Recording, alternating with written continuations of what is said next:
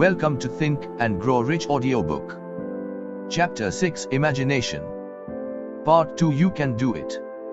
It has been done before. You can build a fortune through the aid of laws which are immutable. But, first, you must become familiar with these laws, and learn to use them. Through repetition, and by approaching the description of these principles from every conceivable angle, the author hopes to reveal to you the secret through which every great fortune has been accumulated. Strange and paradoxical as it may seem, the secret is not a secret. Nature, herself, advertises it in the earth on which we live, the stars, the planets suspended within our view, in the elements above and around us, in every blade of grass, and every form of life within our vision. Nature advertises this secret in the terms of biology, in the conversion of a tiny cell, so small that it may be lost on the point of a pin, into the human being now reading this line. The conversion of desire into its physical equivalent is, certainly, no more miraculous. Do not become discouraged if you do not fully comprehend all that has been stated. Unless you have long been a student of the mind, it is not to be expected that you will assimilate all that is in this chapter upon a first listening. But you will, in time, make good progress.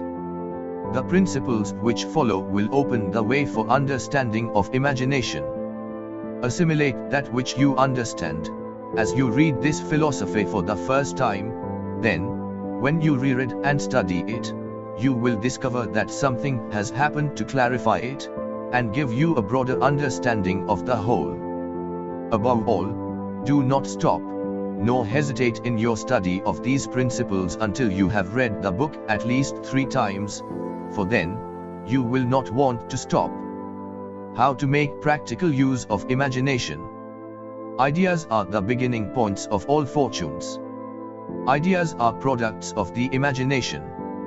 Let us examine a few well-known ideas which have yielded huge fortunes, with the hope that these illustrations will convey definite information concerning the method by which imagination may be used in accumulating riches. The Enchanted Kettle. 50 years ago, an old country doctor drove to town, hitched his horse, quietly slipped into a drugstore by the back door, and began dickering with the young drug clerk. His mission was destined to yield great wealth to many people. It was destined to bring to the South the most far-flung benefit since the Civil War. For more than an hour, behind the prescription counter, the old doctor and the clerk talked in low tones. Then the doctor left. He went out to the buggy and brought back a large, old-fashioned kettle, a big wooden paddle, used for stirring the contents of the kettle, and deposited them in the back of the store. The clerk inspected the kettle, reached into his inside pocket, took out a roll of bills, and handed it over to the doctor. The roll contained exactly $500.00, the clerk's entire savings. The doctor handed over a small slip of paper on which was written a secret formula. The words on that small slip of paper were worth a king's ransom. But not to the doctor. Those magic words were needed to start the kettle to boiling, but neither the doctor nor the young clerk knew what fabulous fortunes were destined to flow from that kettle. The old doctor was glad to sell the outfit for $500. The money would pay off his debts, and give him freedom of mind. The clerk was taking a big chance by staking his entire life's savings on a mere scrap of paper and an old kettle. He never dreamed his investment would start a kettle to overflowing with gold that would surpass the miraculous performance of Aladdin's lamp. What the clerk really purchased was an idea. The old kettle and the wooden paddle, and the secret message on a slip of paper were incidental. The strange performance of that kettle began to take place after the new owner mixed with the secret instructions an ingredient of which the doctor knew nothing. Listen this story carefully, give your imagination a test. See if you can discover what it was that the young man added to the secret message, which caused the kettle to overflow with gold. Remember, as you read, that this is not a story from Arabian Nights.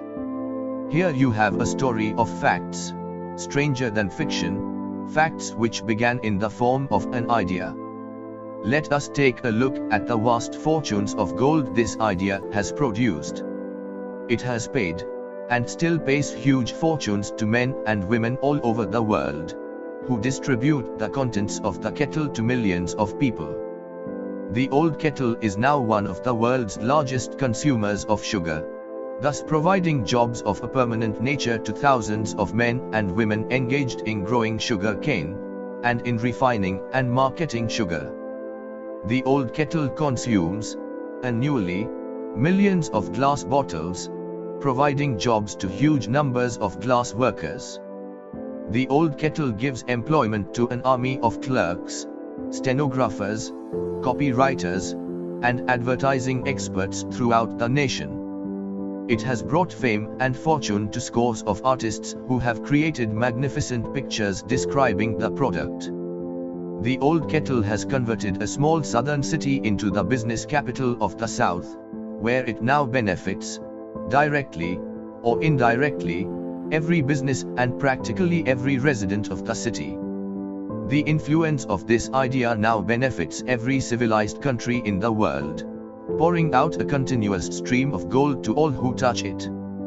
Gold from the kettle built and maintains one of the most prominent colleges of the South, where thousands of young people receive the training essential for success.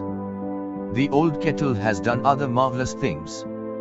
All through the World Depression, when factories, banks and business houses were folding up and quitting by the thousands, the owner of this enchanted kettle went marching on, giving continuous employment to an army of men and women all over the world, and paying out extra portions of gold to those who, long ago, had faith in the idea. If the product of that old brass kettle could talk, it would tell thrilling tales of romance in every language. Romances of love, romances of business, romances of professional men and women who are daily being stimulated by it. The author is sure of at least one such romance, for he was a part of it, and it all began not far from the very spot on which the drug clerk purchased the old kettle. It was here that the author met his wife, and it was she who first told him of the enchanted kettle. It was the product of that kettle they were drinking when he asked her to accept him, for better or worse. Now that you know the content of the enchanted kettle is a world-famous drink, it is fitting that the author confess that the home city of the drink supplied him with a wife, also that the drink itself provides him with stimulation of thought without intoxication, and thereby it serves to give the refreshment of mind which an author must have to do his best work. Whoever you are, wherever you may live, whatever occupation you may be engaged in, just remember in the future, every time you see the words Coca-Cola, that its vast empire of wealth and influence grew out of a single idea, and that the mysterious ingredient the drug clerk, a circandler, mixed with the secret formula was imagination. Stop and think of that for a moment. Remember, also, that the 13 steps to riches, described in this book, were the media through which the influence of Coca-Cola has been extended to every city, town, village, and crossroads of the world, and that any idea you may create, as sound and meritorious as Coca-Cola, has the possibility of duplicating the stupendous record of this worldwide thirst killer. Truly, thoughts are things, and their scope of operation is the world itself.